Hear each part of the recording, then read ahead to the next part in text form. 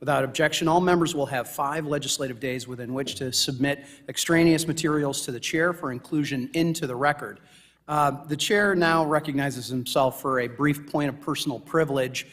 Today's hearing marks the first hearing of our subcommittee in the 118th Congress and my first as its chairman. Now, that doesn't mean we have been inactive, doesn't mean that we haven't been doing anything. In fact, we've had a number of discussions, letters that have gone out, and conversations with, for example, today, the inspectors led to this hearing. So many more to come, and I'd like to extend a welcome to all of our subcommittee members, both the Republicans and the Democrats, and look forward to serving with you over the next 2 years.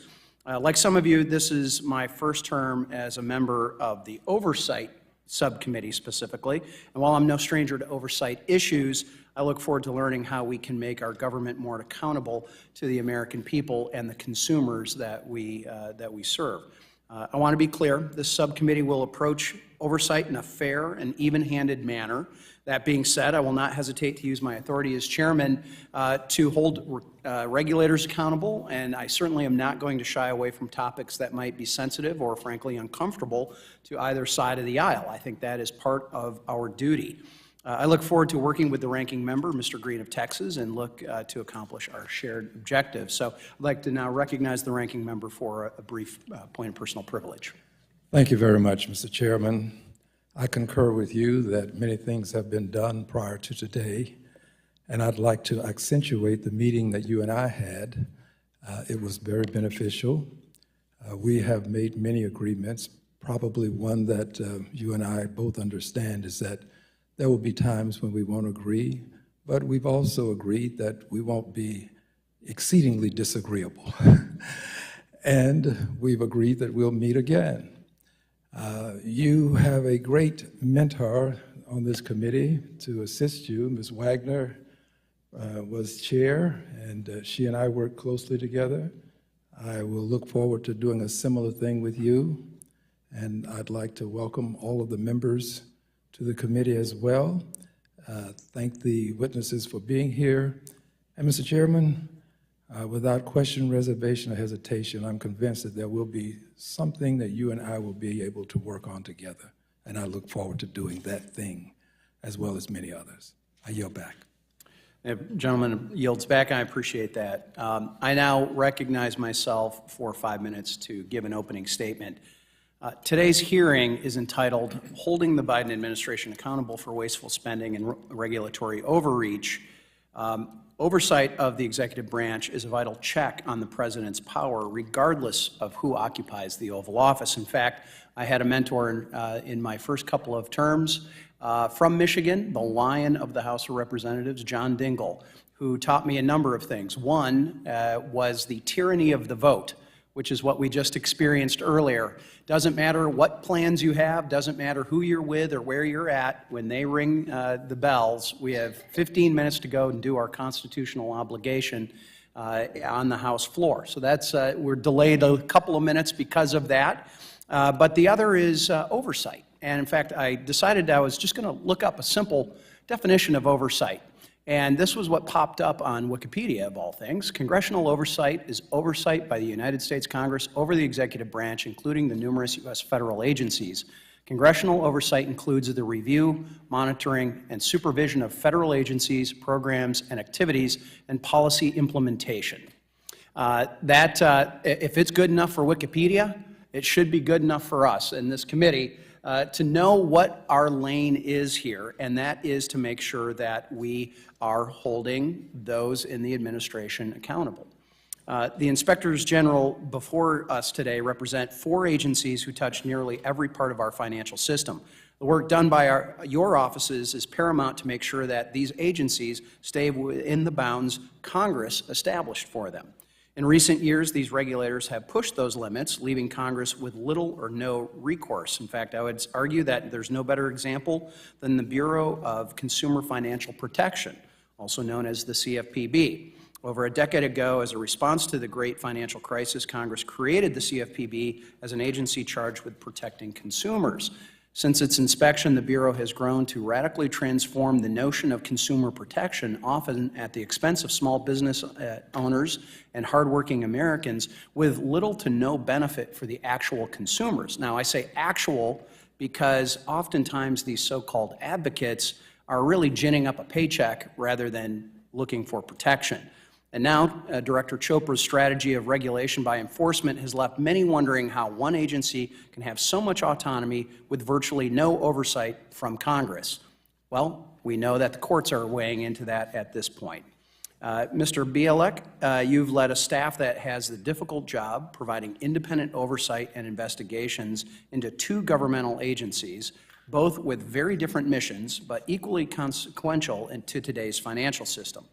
In 2022, the Fed's Office of Inspector General conducted 13 audits of the Reserve Bank compared to just 5 at the CFPB, less than a 30% allocation.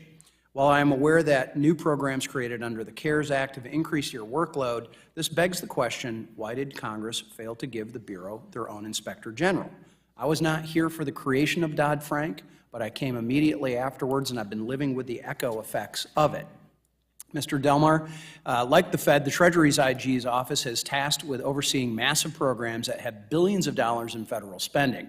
Whether they be programs that were a result of the pandemic or the partisan American Rescue Plan, the Treasury Department will face challenges in holding participants of these programs accountable for proper use of those funds. Lastly, I want to spend some time focusing on the Securities and Exchange Commission. The SEC oversees $118 trillion in annual trading volume, 29,000 registered entities, 24 exchanges, 95 alternative trading systems, and depending on the day of the week, digital assets. Last year, the SEC proposed an unprecedented 34 rules, 34, with an additional 20 or so left on their most recent agenda. Mr. Sherrick, Ms. Sherrick, the IG report your office released last fall was frankly jaw-dropping. While the chair continues to push a rushed rulemaking agenda in his effort to rewrite nearly every aspect of securities law, the agency has failed to keep its own house in order. Furthermore, these efforts have been met with little question or inquiry from committee Democrats. Ranking Member Waters continues to defend Chair Gensler at every turn. Which makes the above statement so alarming is the lack of stability that the SEC's Inspector General's office has had. Since the last appointed IG retired in May of last year, 3 different individuals have assumed the acting Inspector General position over the last 10 months.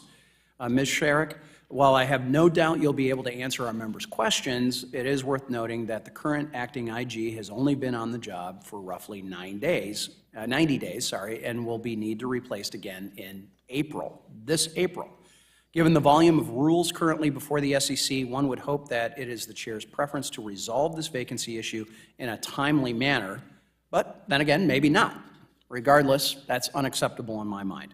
So without objection, I enter into the record the letter we sent to Chair Gensler last week calling on him to appoint a permanent Inspector General at the SEC to allow for consistent and proper oversight of the agency.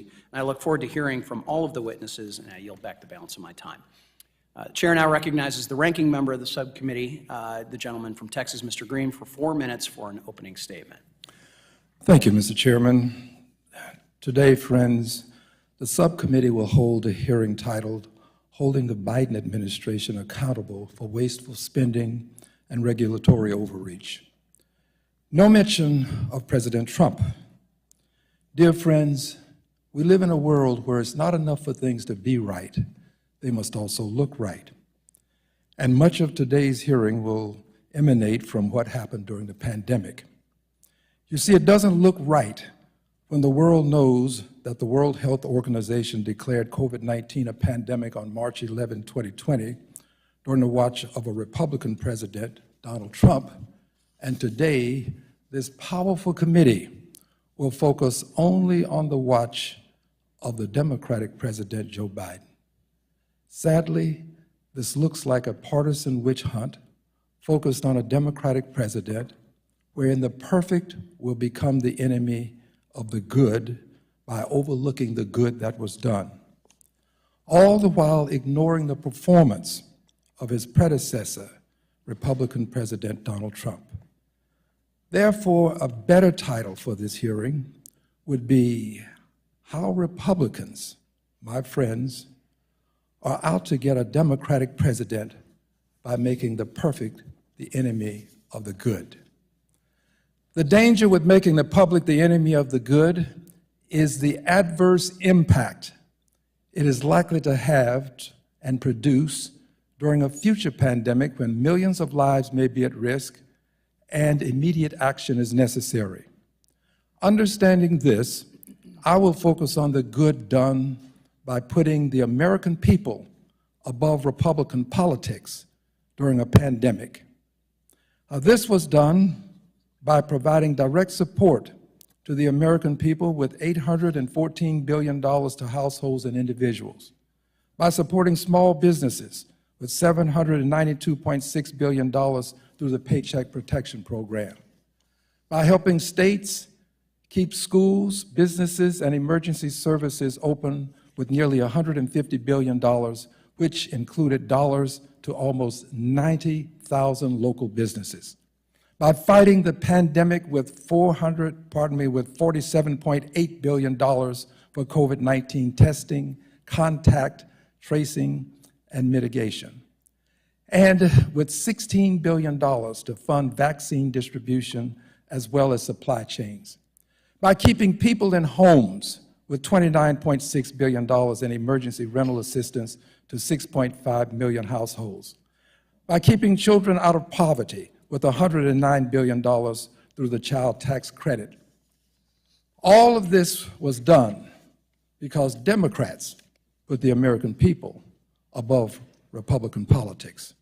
Therefore, my refrain will be, while Republicans are making the perfect the enemy of the good, generally speaking, I will focus on the good accomplished when Democrats put the American people above Republican politics. I yield back, Mr. Chairman. Gentleman yields back, and we are having a little clock issue up behind you. And there is one clock that is operating in front of me, but we're going to try and take a moment here to get that clock fixed so that the members themselves, when they are having their question time, have an accurate reading of how much time they have. So if you'll bear with us for just a moment.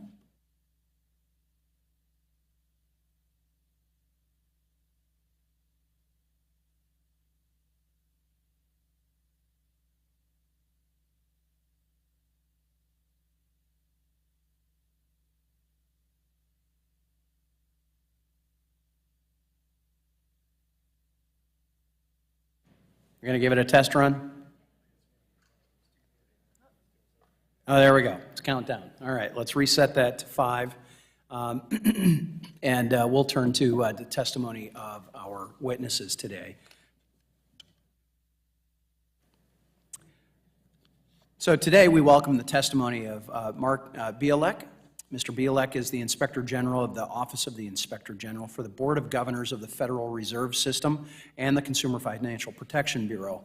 I will note that earlier today, seated right down there, was Chair Powell, who I believe it was Mr. Rose who had asked about some of that interplay in between the Fed and the Board of Governors and the CFPB. Mr. Bielek, for over 40 years, has been an Inspector General in that community at least, and has that experience. He previously served in numerous capacities at the U.S. Environmental Protection Agency, the Department of State, and the Department of Commerce, all in the Office of Inspector Generals. As the Board and CFPB IG, he serves as a member of the Pandemic Response Accountability Committee. Richard Delmar is the Acting Inspector General of the Department of Treasury, Office of Inspector General. He has served as Deputy Inspector General and Counsel and as a Media and Legislative Liaison and Whistleblower Program Coordinator at the Treasury OIG. Prior to the Treasury OIG, Mr. Delmar served on active duty in the Navy JAG Corps and as a trial attorney in the Department of Justice Tax Division. Sir, we thank you for your service to our country. Mr. Delmar is also a member of the Pandemic Response Accountability Committee and chairs the Council of Inspectors General on Financial Oversight. Rebecca Schierick. Ms. Schierick has served as the Deputy Inspector General for Audits and Evaluations of the SEC since January of 2014. Last year, she served as the Acting Inspector General, excuse me, following Mr. Carl Hawker's retirement. Ms. Sherrick is active in the federal oversight community and chaired a subgroup of the Council of Inspectors General on Integrity and Efficiency, Enterprise Risk Management Working Group. So we thank each one of you for taking time to be here today. Each of you will be recognized for 5 minutes to give an oral presentation of your testimony, and without objection, each of your written statements will be made part of our permanent record. So, Mr. Bielek, if you would please go ahead. You are recognized for 5 minutes for your oral remarks. Thank you, and good afternoon, Chairman Huizenga, Ranking Member Green, and members of this subcommittee. I'm Mark Bielek, the Inspector General of the Federal Reserve Board and the Consumer Financial Protection Bureau. I very much appreciate the opportunity to discuss our oversight of the board and the CFPB. Independent, objective oversight is just critical for ensuring government agencies work efficiently, effectively, abide by the law, the regulations, the rules, and practices that govern them. Such oversight work is, of course, also vital for maintaining public trust and confidence in government institutions. Toward that end, over the last 5 years, we have issued 108 audit and evaluation reports. 61 of those reports focused on the board and included 175 recommendations for improvement. 47 of those reports focused on the CFPB and included 122 recommendations. To provide the most effective oversight, we consider a number of factors when we plan our discretionary work. We look at levels of risk within a program or operation and areas that we see as major management challenges.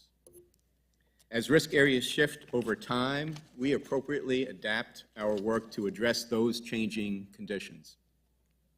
The result is that the balance between our board and CFPB workload will fluctuate from time to time. Our board and CFPB audits and evaluations cover a broad area. In 2021, we identified several major management challenges facing the board, including pandemic response, emergency lending facilities, design and implementation, organizational governance and enterprise risk management, and information security and cybersecurity oversight at supervised financial institutions. We also identified major management challenges facing the CFPB, including information security, supervision and enforcement strategy, and managing consumer complaints. We're currently updating our management challenges for 2023. In addition, we have other ongoing work covering the board's and Reserve Bank's ethics programs pertaining to personal investment and trading activities, the CFPB's process for conducting enforcement investigations, and the CFPB's effectiveness and timeliness in responding to consumer complaints. Details on these projects are contained in our publicly available work plan, which we update quarterly. We also conduct investigations into possible violations of law, regulation, or policy. Matters that we often investigate include bank fraud, employee misconduct, ethics violations or conflicts of interest by agency officials, leaks of protected information, and waste or mismanagement of funds or government resources. Since the start of the pandemic, we have dedicated significant resources to investigating potential fraud related to the board's emergency lending facilities. Over the last 5 years, we have closed 170 investigations, leading to 116 convictions and $4.4 billion in financial actions. We opened a total of 141 pandemic response-related cases, 37 of which are now closed, resulting in 62 convictions. So in conclusion, I am so very proud of the breadth of our oversight work, especially given the challenges posed by the pandemic. Congress is a key stakeholder for us, so we, of course, always welcome your feedback on risk areas that you see facing the board and the CFPB. This concludes my statement, and I'd be pleased to respond to your questions. Thank you, Mr. Bielek. We appreciate that. And Mr. Delmar, you are now recognized for 5 minutes for your oral remarks. If you could make sure that the button is hit and then that microphone's a little closer to you, if you could. Thank you, Mr. Chairman, Ranking Member Green, and members of the subcommittee. Rich Delmar, the acting IG for the Department of the Treasury, and I appreciate the opportunity to talk about the oversight work that we've done on the many programs that Treasury is responsible for. I'll also discuss at the end, if I have time, I understand the committee has an interest in some of the work we're doing with respect to FinCEN. Treasury has responsibilities under all three of the major pandemic statutes that have passed since 2020. And its responsibilities have expanded because of that. They've been responsible for dispersing over $650 billion to a large universe of recipients, governmental organizations, businesses, and many others. We have oversight responsibility for 12 of those programs, and I'm going to talk about 4 of them today where we have found concerns about improper payments, instances of fraud and questioned costs, and internal control concerns. The programs are the air carrier payroll support programs, the original coronavirus relief fund, the emergency rental assistance programs, and the state and local fiscal recovery fund. To put all of these in context, I want to mention a couple of concepts that are key to the work we do. And that is the whole concept of improper payments and fraud, the concept of questioned costs, and the role of a Treasury Bureau, the Bureau of the Fiscal Service, and its Do Not Pay program. Improper payments are, as it suggests, payments that aren't authorized. They were incorrectly done. It's not the same thing as fraud. Any instance of fraud will be, by definition, an improper payment, but not every improper payment will constitute fraud. It could be something that happened by mistake, by accident, by misinterpretation of eligibility, but in both cases, money that should have gone to authorized recipients doesn't get there or goes to unauthorized recipients. And to the extent that happens, the effectiveness of the program and the execution of Congress's intent in creating that program is not met. So that's a key concern. We have done audit work on Treasury's improper payment program, and we have determined that, at least with respect to the bureaus other than the IRS, the department is in compliance with those rules. BFS's Do Not Pay program,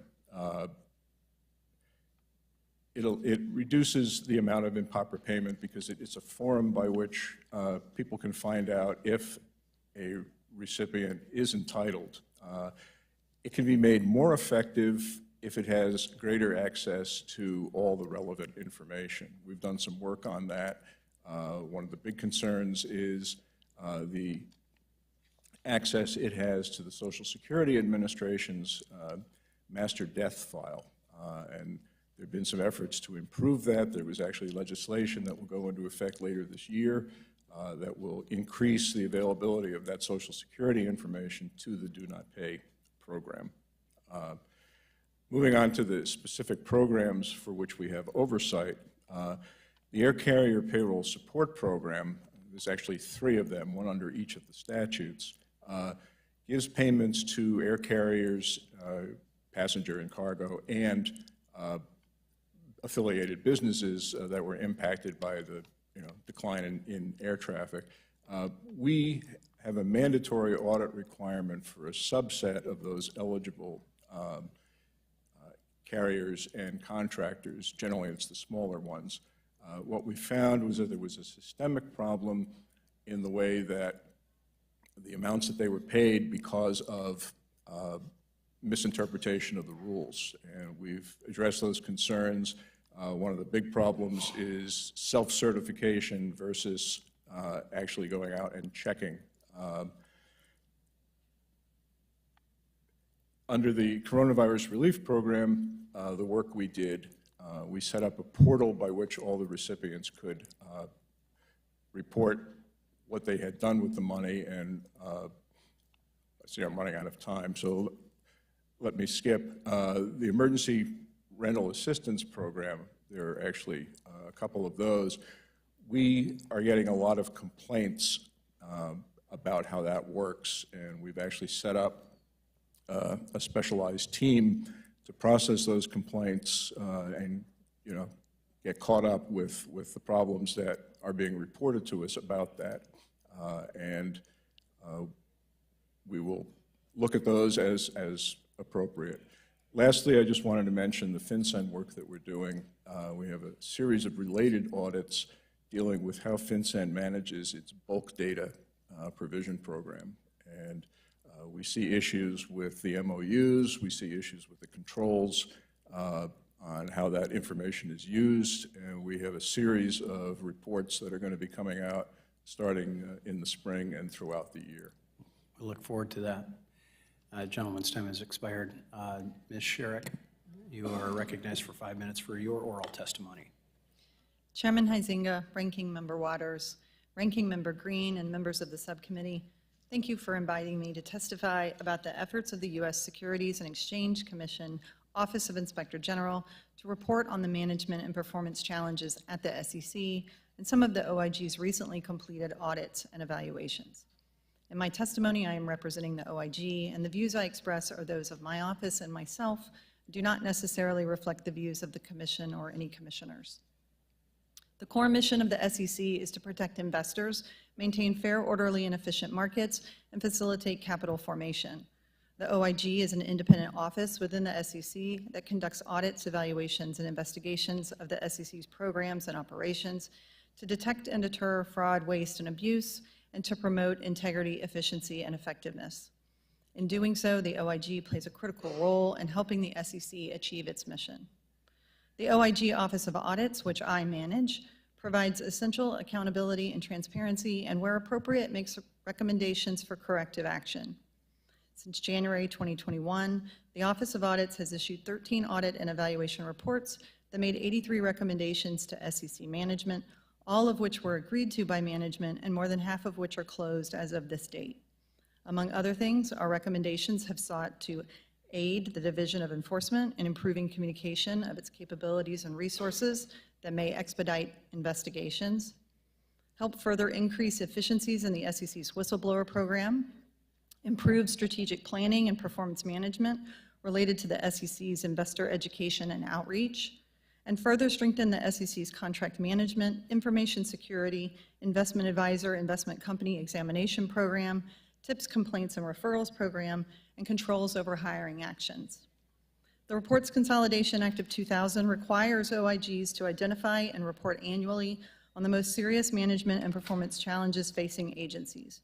In deciding whether to identify an area as a challenge, the SEC OIG considers its significance in relation to the SEC's mission, its susceptibility to fraud, waste, and abuse, and the SEC's progress in addressing the challenge.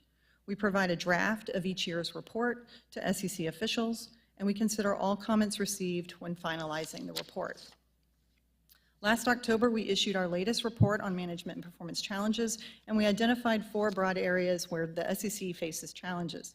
The first area is meeting regulatory oversight responsibilities. In this section, our report described the challenges of managing resources while meeting the SEC's regulatory agenda, keeping pace with changing markets and innovations, and leveraging technology and analytics to meet mission requirements and respond to significant developments and trends.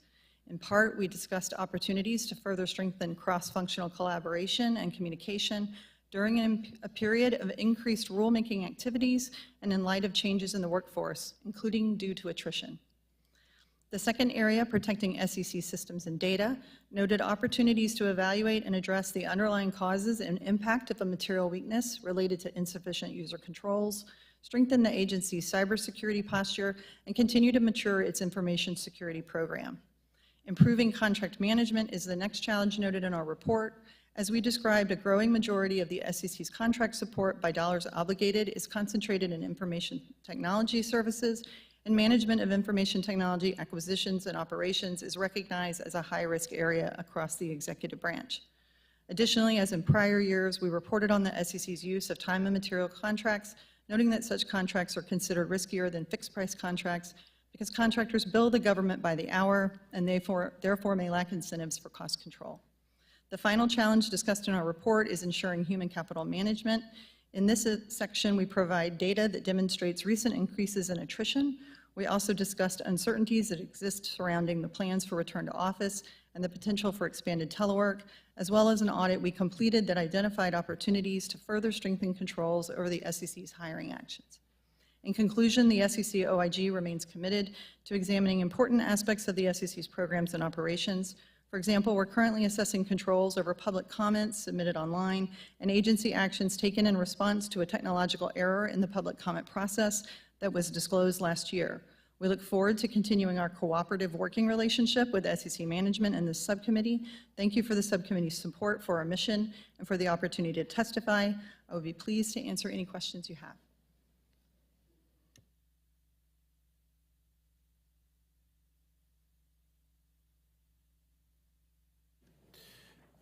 Thank you, and sorry, we're having a little bit of a clock issue, but I think we are doing okay, and have that taken care of at this point. So with that, we're going to now turn to member questions, and the chair recognizes himself for 5 minutes for questioning.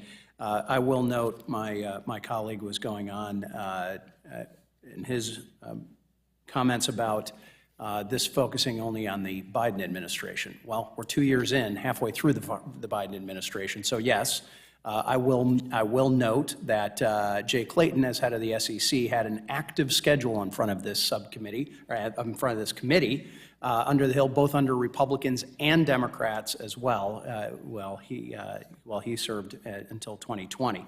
So I want to thank our witnesses again, and I'm going to jump right into my questions. Ms. Sherrick, my first question is for you. I'm concerned about transparency at the SEC. The SEC is one of the wealthiest independent agencies in our federal government based on how it collects the fines and uses that to fund itself. The agency has many employees and resources, yet it appears not to allocate them to respond to congressional inquiries or FOIA requests, requests made under the Freedom of Information Act, ensure that citizens and the media and others can provide a check on the government and hold the federal government accountable to its statutory duties. I understand that you worked on the Top Management Challenges Report of 2022. Considering the major workforce challenges that were highlighted in that report, attrition and some other things, do you plan to evaluate resource allocation with respect to the different offices at the agency, specifically the General Counsel's office, who responds to Congress, and the Office of FOIA Services? So yes, I did work on the Management Performance Challenge Report in question. We're beginning the work to produce this year's report, and we will certainly be following up on some of the workforce challenges that we identified. We have not planned an audit specifically of the allocations of the different offices and divisions, but as we develop our FY24 plan, we're certainly interested in continuing to discuss with you your concerns. Consider this a suggestion. Yes. I think we've seen a tremendous delay in responses to frankly, members on both sides of the aisle, as well as the media and others when it comes to FOIA. So as you know, the committee initiated an investigation into FTX under the leadership of, at the time, Chair Waters. That has been continued with Chair McHenry. We also formally requested an investigation from your office. Will your office commit to investigating the SEC's role and involvement with FTX? I'm aware of the letter in question and have participated in some preliminary conversations amongst our leadership team. I've not been involved in all of those discussions. in my role as the head of the Office of Audit. I think any questions about what our office may or may not do would probably be best addressed to our acting Inspector General. At a different time? Well, I'm sure our office can reach out to you and your staff and provide. I'm not prepared in my role as the head of the Office of Audit to speak for our acting Inspector General. Okay. Next question is for you, Mr. Delmar. Standing up the Emergency Rental Assistance Program was particularly challenging, no doubt. Complaints about those programs are not new and continue to come through as ERA 2 funds continue through 2027. Mr. Delmar, is it true that your office has received thousands of pandemic-related complaints through your hotline, with most of them related to the ERA? Yes, sir. We have on the order of over 2,000 at this point. It grows by the day. That's why we've set up the cross-functional team to specifically work on processing those. All right. And why is that? Why do you speculate? What are you hearing from folks as they're registering these complaints?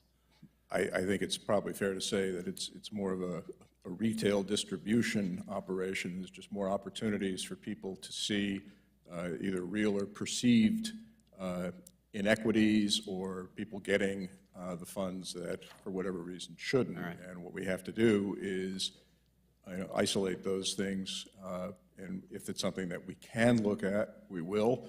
If it's something that somebody else ought to be looking at, we will do our best to refer it where it should go. Mr. Balick, I've got just a few moments here left. You oversee a very busy CFPB.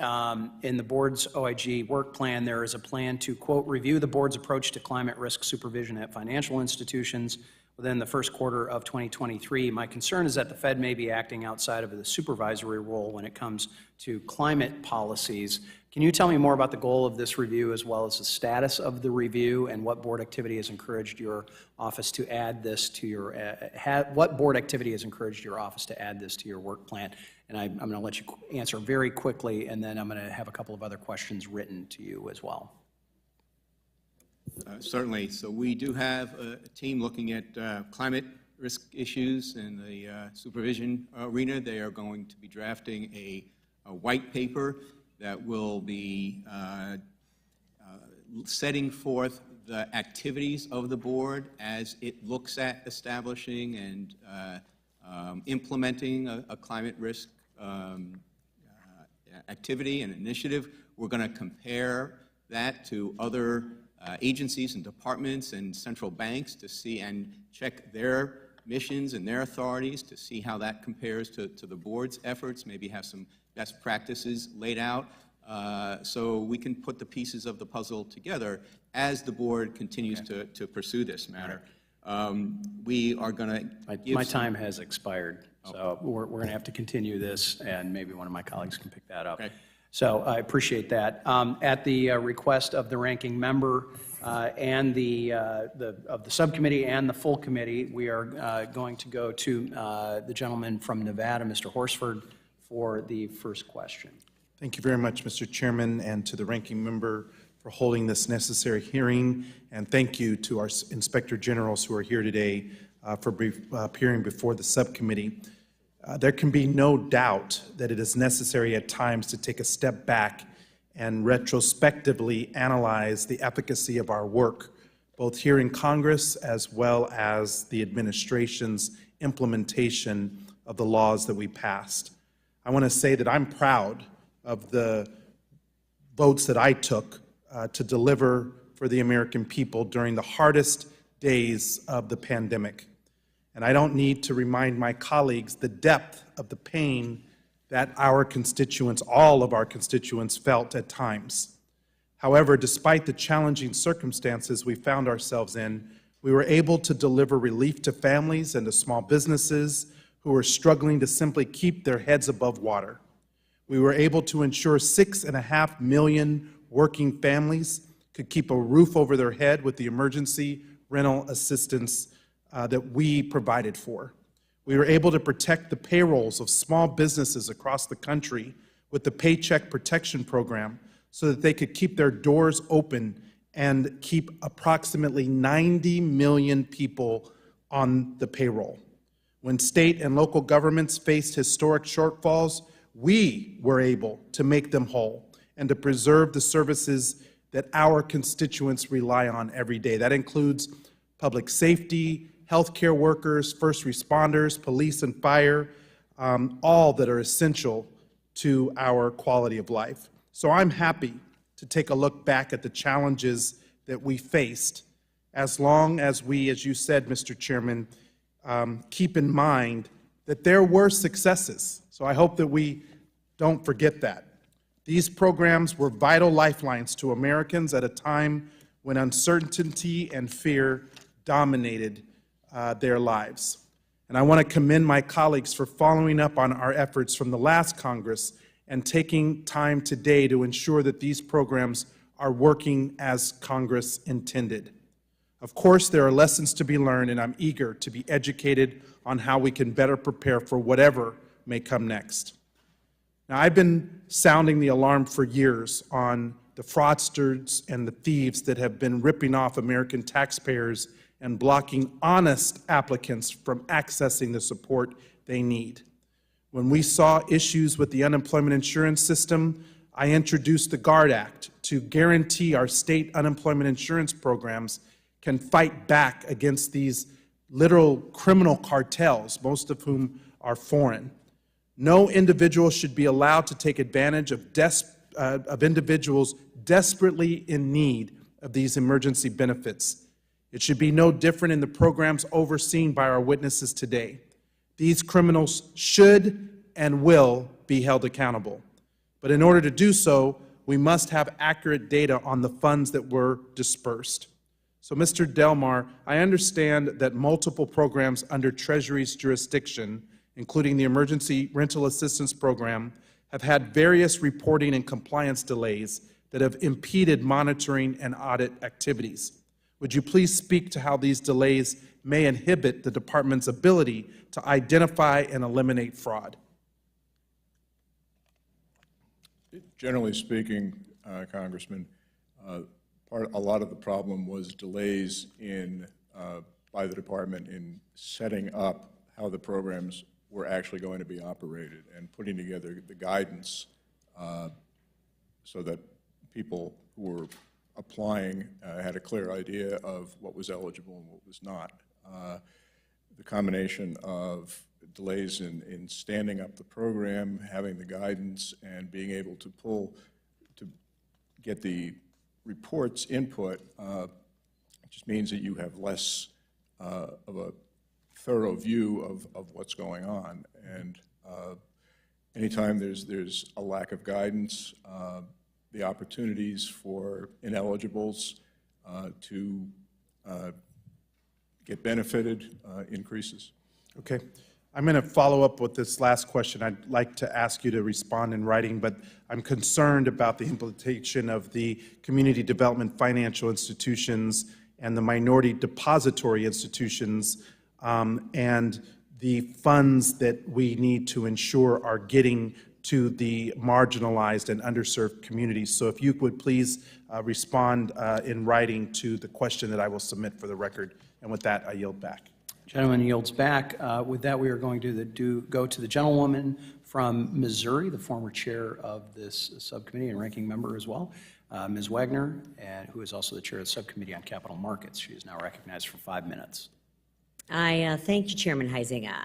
Ms. Sharek, the SEC Inspector General's report on the SEC's management and performance challenges from last October. I know you were the first IG and you worked on this particular report. I think it was released under a second IG, but I know that this was you were working on it as you were the first one appointed as acting. So it highlights the concerns of many managers across the SEC about increased risks specifically and difficulties managing mission-related work. The report is very clear that these concerns are driven by the, quote, increase in the SEC's rulemaking activities that are being rushed with shortened timelines during the drafting process. These are directly from the report, and shortened public comment periods. The Inspector General is not only the only one urging the SEC to slow down. Last April, several members of this subcommittee joined a group of 47 bipartisan members in a letter to Chair Gensler asking for longer comment periods, particularly for significant rulemakings. And in September, 12 Democratic senators sent a similar letter. Yet, since the IG report was released, the SEC has not, underscore not, reduced its quantity or slowed down its speed of rulemaking. By the end of 2022, the SEC had introduced 34 new rule proposals, an increase of 143% compared to the annual average over the preceding 5 years of 14. The October released report made it clear that the volume and pace of rulemaking under Chair Gensler are threatening what the Inspector General exists to promote. And I quote, this is what what you worked on and helped draft put out here. Quote, the integrity, efficiency, and effectiveness of the critical programs and operations of the SEC. Ms. Sherrick, with such short comment periods, are managers concerned that the Commission is not getting the data they need from all stakeholders? Some of the folks that we met with in some of the rulemaking divisions did express that there may be some increased risk there, and we felt, given the role that individuals that we met with and their experience, that it warranted inclusion in the major management and performance challenges. Increased risk, I agree. What other tools does the Inspector General have to address the management problems stemming from the SEC's regulatory agenda? So certainly, as you know, we will revisit these issues, and we're starting to work on and gather our staff together. This month was typically when we'll begin efforts to draft this year's report. So we will be following up on each of the issues that we addressed. Certainly, we have audits and evaluations that my office performs, and then investigations from the Office of Investigations as well.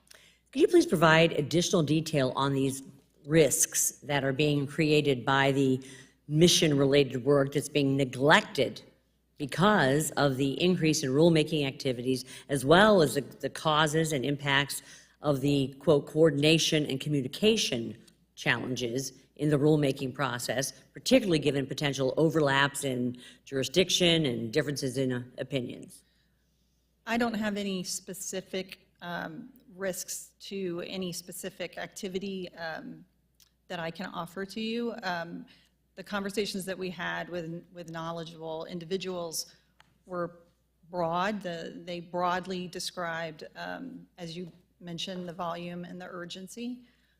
So nothing, I don't have anything more specific. It did say, though, that mission-related work was being neglected. Is that correct?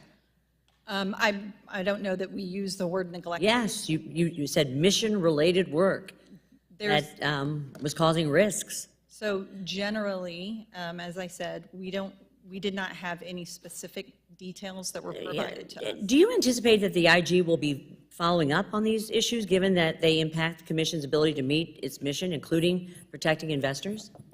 That the IG's office will follow up? Yes, absolutely. Great, thank you. And Mr. Chair, before yielding back, I'd like to have it submitted to the record the fact that Secretary Gensler has not appointed a permanent IG after over 2 years in the job. I'd like to say in the record, and that what he is doing is every 180 days putting in a new acting.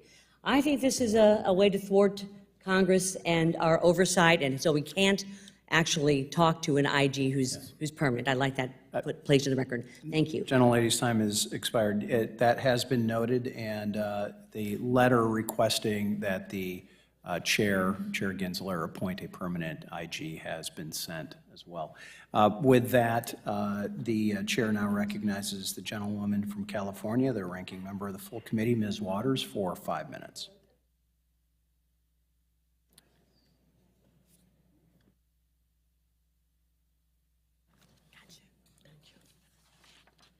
Thank you very much. I have been trying to quickly understand the role and responsibility of all of the Inspector Generals relative to the CARES Act and the American Rescue Plan. I want to know if you were involved at all with the Defense Production Act, any of you, in planning or in management concerns? Do you know anything about the Defense Production Act? Please, each of you, please. Yes or no? No, ma'am. No? No. No? No, ma'am. No. No. Do you, how were you involved with the PPP program? Any of you know anything about the PPP program? It is not within Treasury OIG's oversight jurisdiction. But you had the responsibility for basically planning, as I understand it. What were you planning? I'm reading your description of what you had the responsibility for. Our oversight responsibility is for the original Coronavirus Relief Fund, the Emergency Rental Assistance Programs, the air carrier programs, the state and local fiscal recovery fund, the CDFI Rapid Response Program, the Emergency Capital Improvement, the CERTS program, which deals with other transportation entities, and an extension of the old SSBCI program.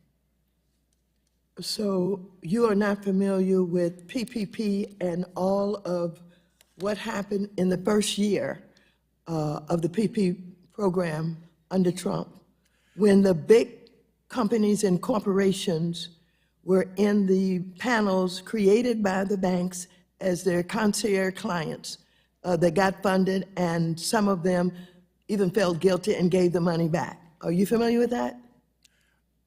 I'd like to add to what I said previously. Our involvement on the PPP program, we have helped, along with many other IGs, the SBA IG and the PRAC in conducting investigations into abuses in the PPP program. Okay, was this the first year of the PPP program That we got involved? that you got involved, that you were involved in helping the SBA? I don't recall exactly when we and other IGs were recruited to help the SBA OIG, but pretty early on, yes, ma'am. Okay, were you responsible for helping to identify these major corporations who got PPP money that were not in, that PP program was not intended to give money to? Are you familiar with that? I'm certainly familiar with it, but we don't have primary responsibility for that. We've been, as I said, with other IGs, helping the SBA OIG, which has a tremendous And so, do you know who responsibility. was responsible, who is responsible for looking at fraud, waste, and abuse in PPP?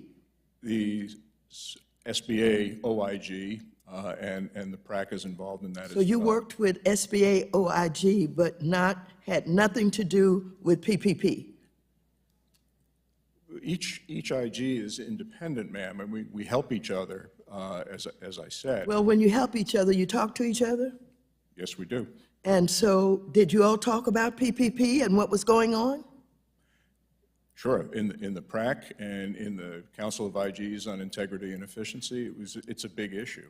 And, it was one of the ones that was so big that more than just Mr. Ware's shop at SBA OIG got involved in it.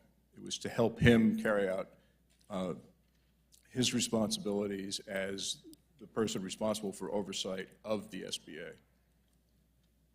And so, while we're looking at fraud, waste, and abuse, and the way that you have described what your responsibility was, can you say that in an investigation, part of your responsibility was to discover or find or investigate fraud, waste, and abuse in anything that you were doing?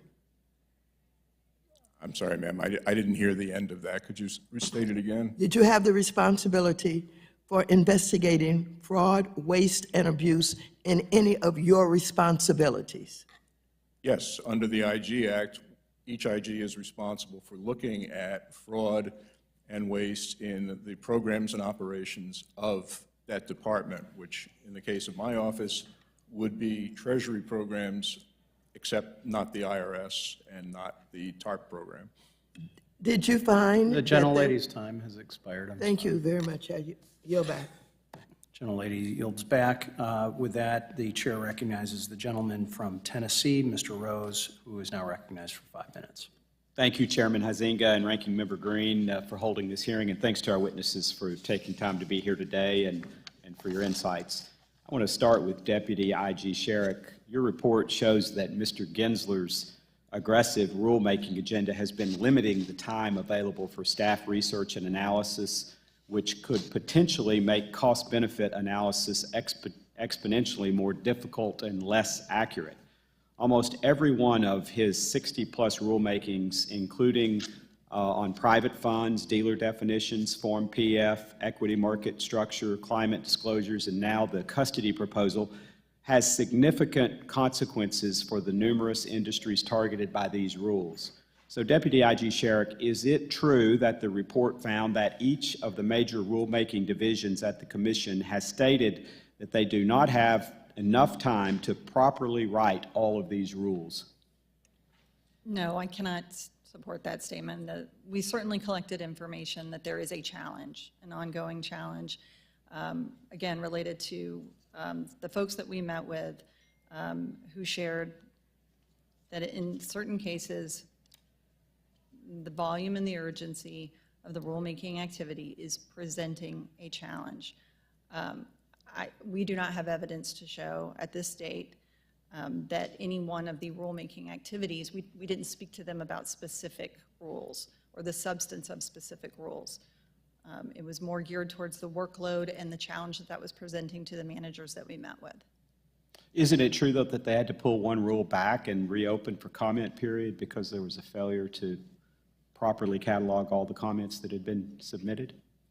I'm not sure which rule you're referring to. They reopened the comment period for a number of rules that related to a technological error that was publicly disclosed.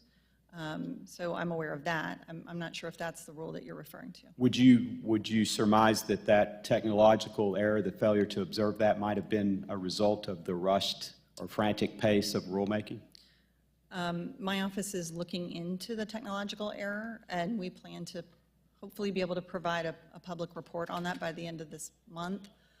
So I don't want to get out ahead of the work that was still ongoing, but I think we'll have an answer to that question as soon as our work concludes. Well, we look forward to hearing that answer. Secondly, Deputy IG Sherrick, is it true that the Division of Economic and Risk Analysis has warned that they do not have enough time to conduct proper cost-benefit analysis for all of these rules?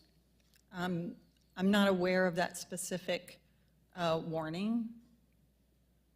Has the agency shown any attempt or awareness with regard to perhaps slowing down or reassessing the process based on the IG's recommendations? In other words, do they seem to be listening to the report that you've put forward? Well, as has already been stated in this hearing by the numbers, the numbers continue to increase throughout the remainder of last year.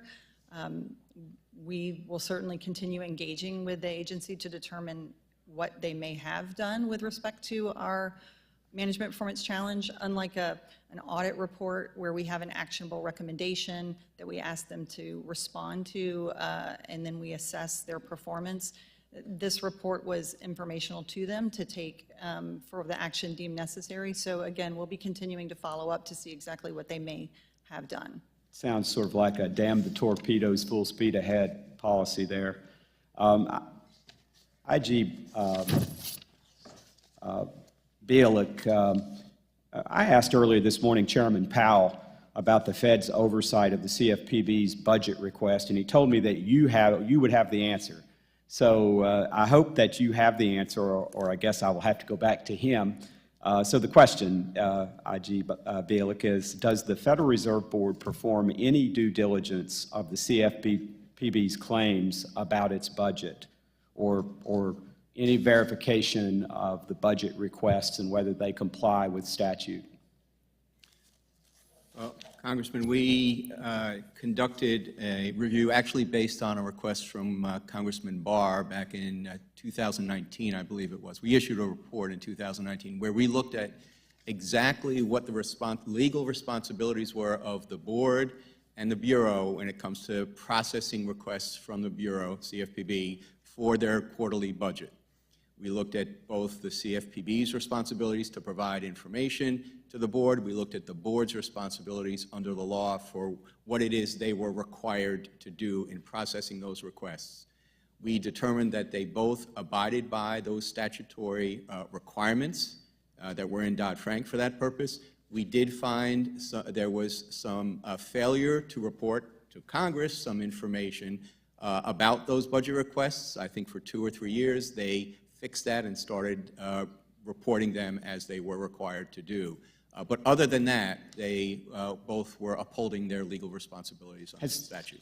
Thank you. I yield back. Gentleman's time has expired. With that, the chair recognizes the gentlewoman from Texas, Ms. Garcia, who is recognized for 5 minutes. Thank you, Mr. Chairman, and thank you to all the witnesses who are joining us today. Before I get to my questions, I would like to just point out as a point of personal privilege that this title is just really a misnomer and a misrepresentation of the essential and sensible pandemic and economic relief dollars that the Biden administration has provided to the American public. Wasteful spending, you know, it really was about saving lives, and that's what we should really be looking at. In Texas alone, $3.3 billion helped nearly 736,000 households pay their rent, and PPP funding helped over 209,000 businesses in Houston alone, while a deadly pandemic ravaged our nation. With that context, I also want to remind everyone that all these programs were passed and signed somewhere between April and May of 2020, and our president was not inaugurated till January 20th, 2021. So in fact, most of these programs were signed into law by the former twice impeached president, and more importantly, they were implemented by him. I remember on more than one occasion when we had Secretary Mnuchin talking about the PPP program. We had Secretary Carson talking about the housing assistance. So this whole misnomer, misinformation that it's all President Biden and all his fault, frankly, is just what we would call in Texas, well, I better shouldn't say that word, I'll just say bunk. It's just bunk. So Mr. Del Mar, I'm going to start with you. I'm just trying, frankly, sir, to get my head around what is it you really do. You first said, in response to one of my colleagues' questions, that you really didn't have any authority or did anything with the PPP program. But then when the ranking member of our committee asked you a question, you said, well, yes, we do, because we went in there and helped. So did you or didn't you not work on anything having to do with the PPP program? And do you agree with me that when you say that there was a problem with setting it up, it wasn't President Biden who set it up, that was set up back when it first got passed in the year before? Let me clarify, Congresswoman. Please do. Okay. We do not have primary oversight. No, I understand the word primary, sir, but you later said that you did because you went in there to help the SBA OIG. So did you or did you not review, audit any of the PPP loans? No, we were assisting more on the investigative side of individual cases involving instances of PPP fraud. So you did look at cases involving PPP fraud. Do you recall if those cases were before or after January 20th, 2021? I don't recall when our assistance started. No, I mean, when were the cases were involving loans between January 2021, before or after? I can get you an answer for that, ma'am. I don't want to give you incomplete or erroneous information now, so I will have to check our records. All right, so you're not familiar with any weight, fraud, or abuse of any of the PPP loans at all? Not in specific detail of specific cases. I mean, I can tell you generally. No, I don't want specifics. I just want to know whether you did or you didn't do any of it, because you're here testifying, and I'm trying to figure out who's supposed to talk about these things. Okay. Well, But that's all right, sir. I'll move on to Ms. Sherrick. Ms. Sherrick, 2 management challenges identified in the SEC OIG October 22nd memo are mentioned as being managing resources while meeting the regulatory agenda and implementing a program to effectively retain and recruit qualified staff to replace personnel loss due to attrition. Is it the case that the SEC OIG reviews and audits have established that there's a causal relationship between these two? No. There is not. Or does this report state that SEC faces 2 separate problems, an increased regulatory workload and an increase in the loss of personnel that combine increase the management and performance challenges confronting the SEC? It's true, we did not establish a causal relationship between those. We didn't attempt to, and we did not. Our view, as expressed in our report, is that there were 2 things occurring at the same time. There may be a relationship. We didn't look at that. We will review that in FY23 or in our FY23 work. But we did not establish the causal relationship. So you did not. You do just see it as 2 separate problems? Yes. All right. Well, thank you very much. I yield back. Gentlelady yields back. The chair recognizes the gentleman from Tennessee, Mr. Ogles, who is recognized for 5 minutes. Thank you, Mr. Chairman, to our witnesses. Mr. Delmar, I'd like to address some troubling information regarding Financial Crime Enforcement Network, FinCEN. FinCEN is the primary regulator of the Bank Secrecy Act and is charged with maintaining government-wide data. In your written testimony, based on audits from your office, highlight significant concerns with 4 aspects of FinCEN: suppression, user access, MOUs, and monitoring. Regarding suppression processes, are the processes being used by FinCEN sufficient to protect data? Not completely, sir. It's with many other situations, there isn't the regime of internal controls and follow-up that would be ideal. And that's, as I said, one of our reports, which will be issued later this year, will address the specifics of that. And then I would request, we don't have enough time to go into the details, but any recommendations that you or our other witnesses might have to improve suppression processes, if you could submit those to the committee, I think that would be ideal. Mr. Chairman, I do believe you had a couple of additional questions, so I yield to you the balance of my time, sir. Thank you. I appreciate that. And Mr. Balick, at the very end of my questioning, you were starting to say something. We were kind of on a roll about the Fed's pilot climate analysis program.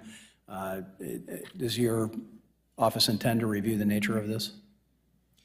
What we are doing is we are reviewing the board's process as it exists today to develop and eventually, presumably, implement some activity regarding climate risk. We will be laying out in our white paper what those activities, what that progress has been, how they've gone about doing it. And I think I was mentioning that we are going to be doing some benchmarking with other departments and agencies and central banks and comparing what others have done in the space to what the board has done and make any kind of key considerations available to the board as they continue to pursue this. I don't want to prejudge or predetermine the outcome of that white paper because it is in process right now. But that's the game plan, and I will say we decided to do this white paper because obviously this is a hot-button, controversial topic. We thought we were uniquely positioned to be able to kind of lay out the status of it, put the pieces of the puzzle together to explain to the public, it will be a public report, what has been going on and what the game plan is. And then also position ourselves to possibly do some further work, audit or evaluation work in this space, depending on how that program evolves. Okay. Very quickly in this remaining time, because I need to get to Ms. Sherrick as well. You're aware of the ongoing current case pending before the Supreme Court regarding the funding mechanisms for the CFPB. I noticed in your most recent inspector report on management challenges that they're even looking into the potential impact on the court's decision as to the constitutionality, and they aren't even subject to the lawsuit that the Fed. Is your office looking into this as well? And if so, what steps have you gone to take the process of review?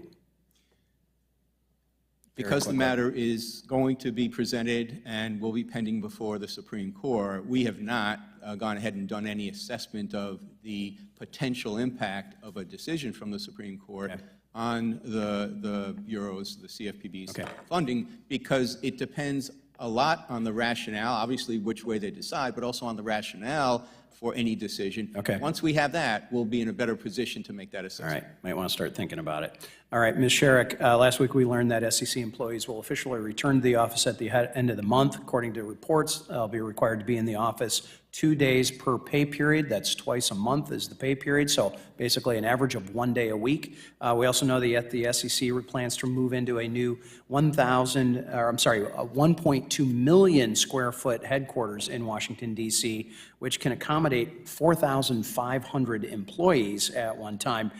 Given these new developments, will your office be reviewing the SEC's lease agreement as part of your audit plan? We will certainly take that into consideration. We did not have that on our plan, but I take your point.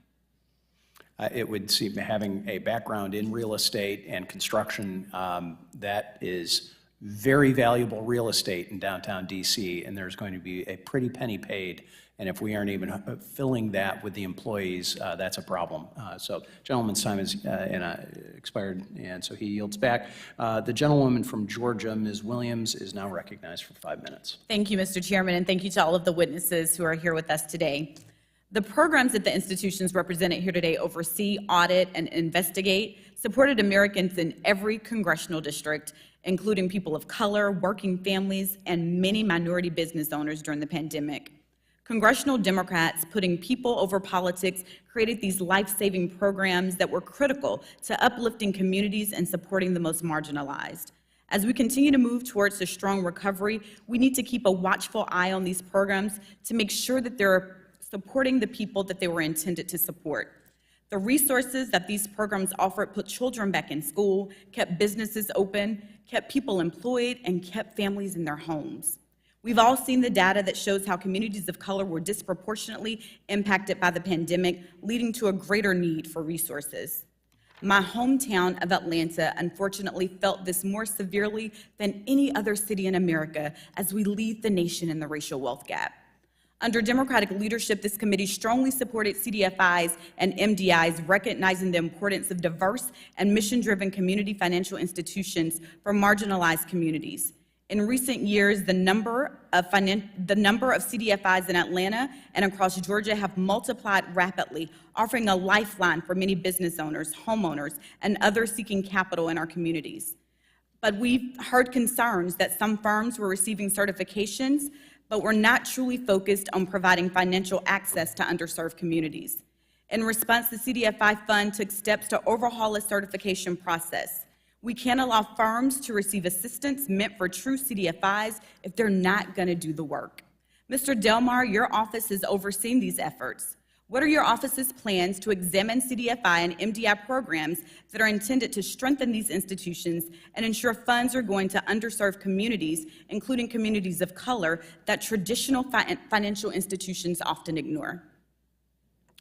We have a number of audits that have either been accomplished or are underway. We have specific responsibility for looking at CDFI's Rapid Response Program, and we are certainly open to additional targeted work. I can send you, after this hearing, a fuller description of the work that we've done and are doing, and you're one of our stakeholders. If you have particular concerns that you think warrant our review, we want to take that into account and to the extent that we've got the bandwidth to do it, we can. Thank you, Mr. Delmar. Also, your office oversees the State Small Business Credit Initiative, which Congress renewed and expanded in the American Jobs Recovery Act in 2020. This committee sought to ensure that the sole proprietors and other small businesses had access to the technical assistance they needed to apply for SSBCI and other forms of loans and investments, allowing them to use that financing to grow their businesses. Georgia uses SSBCI funds to support 5 crucial programs for startups and other small businesses, but I'm concerned that this capital is not reaching the business owners that need it most. Mr. Delmar, how does your office plan to examine Treasury and the jurisdictions receiving funds to guarantee that SSBCI is administered consistent with congressional intent to ensure that the smallest and most underserved small businesses get the support and financing they need? And can you provide any insight on how states have worked to ensure that SSBCI financing reaches marginalized communities? As a baseline, certainly our oversight of any of these programs is to make sure that they're actually executing what Congress's intent was in the organic legislation. Again, as I said in response to your last question, if you'll give me the opportunity to pull together some information on what we've done and what we expect to be doing, and again, any input that you or any other member of the committee has on, specific concerns, we will take that into account. Thank you. I will look forward to that follow-up. Also, during the pandemic, the Fed stood up the Main Street Lending Program to provide support for mid-sized companies that may not have qualified for PPP loans. Even so, there is still demand for small businesses to get medium to longer-term financing once their PPP funds ran dry. As you may recall, Chairwoman Waters and others repeatedly asked the Fed to modify the qualifications to remove unnecessary barriers to access for small businesses. Mr. Bialik, what has your office found when looking at how much a similar program could be better designed to ensure smaller businesses have access to financing in future emergencies? And you might have to send me this in writing since I am out of time. I'd be happy to. Thank you so much. I yield back, Mr. Chairman. Thank you. The gentlelady's time has expired. The chair recognizes the gentleman from Pennsylvania, Mr. Muser, for 5 minutes. I thank you very much, Mr. Chairman. Thank you very much to our witnesses for being here. Ms. Sherrick, as the Deputy Inspector General at the SEC, would the SEC enforce ESG mandates which require investment banks or banks to renege on their fiduciary responsibility to their investors? That's not an issue that my office has reviewed, so unfortunately I cannot answer that question. Okay, can we follow up on it? Thank you. Yes. Also, Ms. Sherrick, in the February 15th report from the Office of Audits about the timeliness of enforcement actions, the report found that timeliness had improved from 2016 to 2021.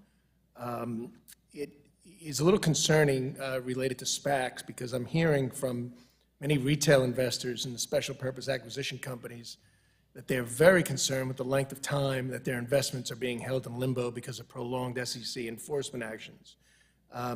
It's being reported to me that the SEC either barely communicates or does not communicate at all about the status of this enforcement. Has your office conducted any audits related to the SEC's treatment of SPACs? No, we have not. Okay. Is that something we can provide you information on, and perhaps you could? Yes, we'd be happy to discuss your concerns with you. All right, great. And it does, information, again, I'm receiving that the approval process, the SEC, have taken quite a bit longer than the average case, and in many cases, the SEC deals with many high-profile deals, which we hear about, including those that may have a political partisanness to them and are somewhat subjective and or controversial. Are you aware of any unusually lengthy applications under the review and communications that are currently pending before the SEC? No, I don't have information on those issues. I see. Okay. Well, there's data from industry groups specializing in the S4 filing process. They've reported that the average time for the SEC to process this form was 82 days in 2020 and up to 134 days last year. Yet I have reports that there's one particular case that the SEC has not made a determination for over 500 days with no explanation. Can you try to explain that? Again, these are not issues that my office has reviewed, but we would be happy to get back with you on any information that we may have. In the other components of our office, it's just not something that I'm prepared to speak on today. My office hasn't looked at those issues. All right, so we can submit to your office the specific case and ask for you to conduct an oversight and a response? Again, yes, I just don't, that's not something that my office has looked at, so I don't have any information. We're happy to continue discussing with you and your staff what your concerns are, and if there's a way that we can produce some meaningful work in that area, we will take that under consideration. Yeah. All right, I'm going to yield to my colleague, Mr. Ogles, the remaining minute and a half that I have. Mr. Delmar, in 2018, the BPI conducted a comprehensive study to help determine if the resources bank put towards anti-money laundering compliance were providing law enforcement with useful data. BPI found that participating banks spent roughly $2.4 billion and employed roughly 14,000 individuals for AML regulatory compliance. Despite those high costs, BPI found that only 4% of suspicious activity reports and 0.44% of currency transactions warranted law enforcement follow-up. FinCEN has about 470 memorandum of understanding with law enforcement and intelligence components. Once an agency has been approved, what are the issues that you see with MOUs and continued compliance, and of course the financial burdens therein? The issues we see specifically with the MOUs is that many of them are very, very old. They need to be updated. It needs to be clear what the actual rights and responsibilities of the participants in the MOUs are. I mean, overall, sir, the problem is that FinCEN doesn't have as much control over what gets done with the BSA information once it's distributed. You know, what further uses it gets put to, and those are the nature of the findings that we've put together, that we've shared with FinCEN management, and that will be coming out in the reports later this year. Thank you, Mr. Delmar. Mr. Chairman, I yield. Gentleman's time has expired. At this time, the gentleman from Texas, the ranking member, Mr. Green, is now recognized for 5 minutes. Thank you, Mr. Chairman. I thank the witnesses for appearing today. And I'd like to, if I may, take a moment to talk just a bit about what occurred with the pandemic.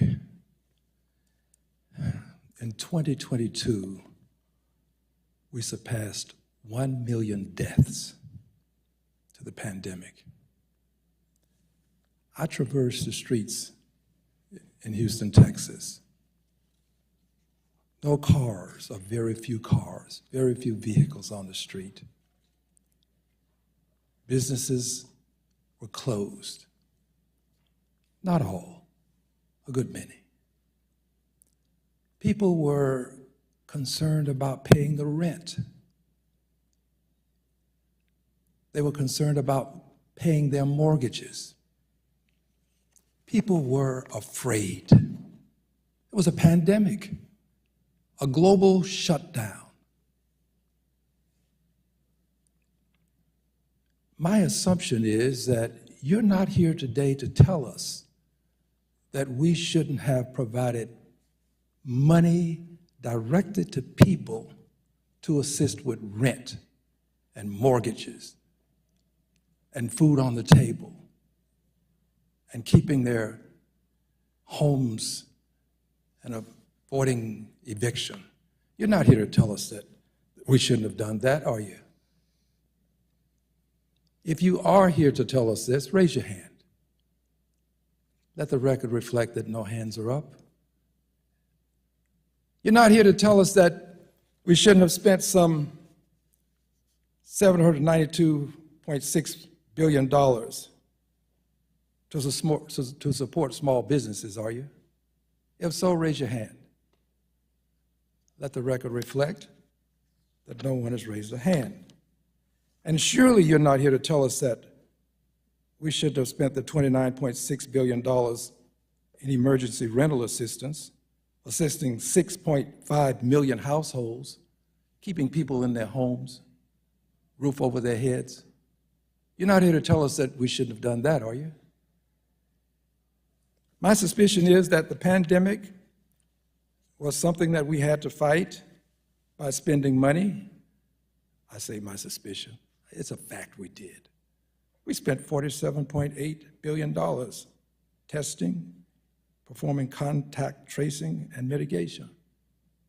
You're not here to tell us that that was a bad idea, are you? If so, raise your hand. Let the record reflect that no one has raised a hand. Here's my point. I'm not going to allow the perfect to become the enemy of the good. There were many good things done, many good things. And many of us have been criticized as Democrats for doing these good things to protect the American people when we had a global pandemic.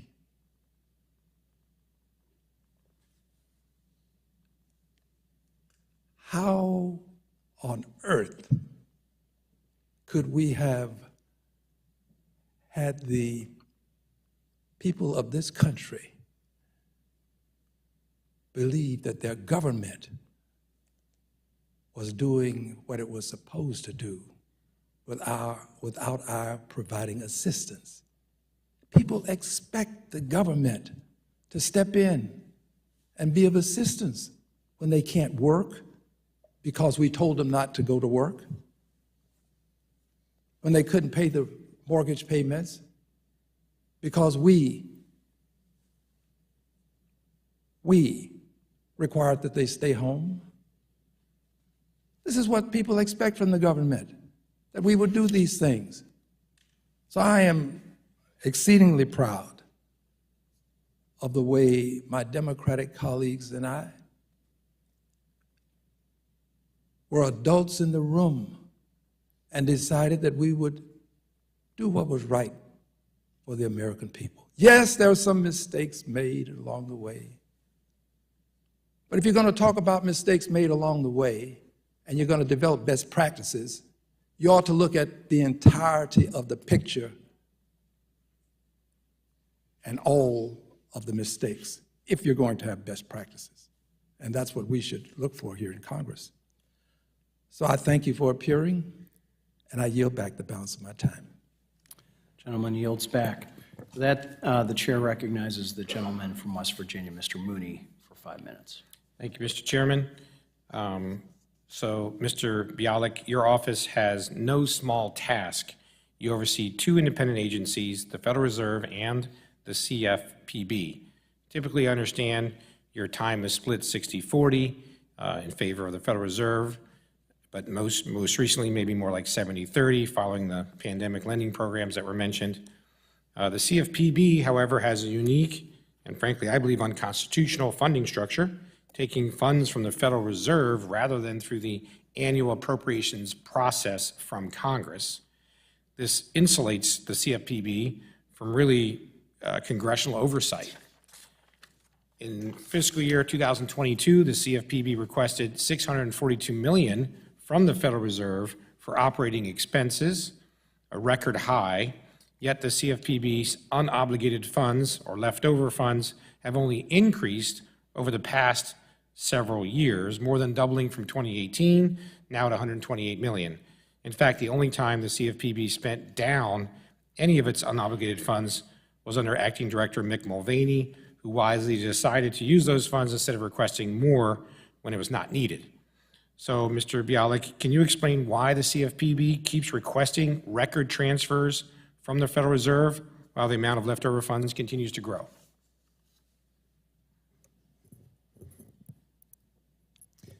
We haven't done a deep dive into, for example, financial statement analysis of how they handle their funds. If there are certainly some concerns about them having violated any statutory provision or a regulation, that's something we would be interested in hearing about, and we would follow up on. Okay, well, thank you. I would encourage you to look into that, not let this turn into some kind of a slush fund or a witch hunt organization under Director Chopra.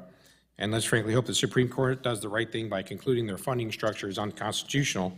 We can bring real accountability through Congress to that bureau as well. But Mr. Bialik, 20 agencies with similar or smaller operating budgets than the CFPB have a dedicated inspector general for each agency, not shared with other agencies. So how would you, I'd like some insurance. How are you ensuring that the CFPB has proper oversight? We take a look at our management challenges that we have identified for the CFPB, and we look at kind of a risk analysis of the programs and operations of the CFPB. We look at financial risk, we look at reputational risk, operational risk, and mesh that with the management challenges that we've already determined are those areas for which, if they don't satisfactorily address them, they are in jeopardy of not being able to carry out successfully their mission. We will be adding more work to our CFPB work plan in terms of audits and evaluations now that we see the pandemic work lessening. And I fully suspect that ratio between the work we do at the board and the Bureau will come closer to the same percentage. As always, I encourage any member of this subcommittee to get a hold of us and let us know if there are some risk areas as you see them that we should take into consideration as we do our work plan for the coming year. We would welcome those conversations. Okay, great. Well, thank you for that response, and you might be hearing from me on some specifics. My last question would be, let me first say the CFPB, in my opinion, has rightfully been criticized based on our first discussion about going outside the rulemaking, outside their authority. They've rightfully been criticized for regulating through press releases, blog posts, and changes to its examination manual, the latter clearly violating the CFPB's statutory authority and notice and comment requirements for rulemaking. So is your office reviewing how the CFPB is using every possible avenue to circumvent the traditional rulemaking process? Congressman, the IG community is prohibited from delving into or weighing into policy disputes, policy differences of view.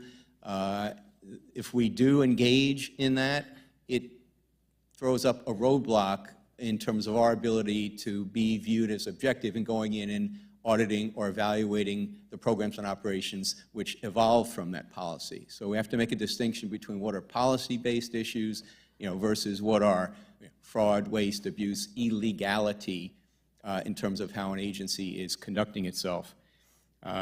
So that would be kind of my kind of high-level answer to your question. Also some of those policy issues, I think you're alluding to, are matters that are in litigation, and that's another area that IGs are mindful not to wade into. We're not judges or juries in terms of interpreting the law.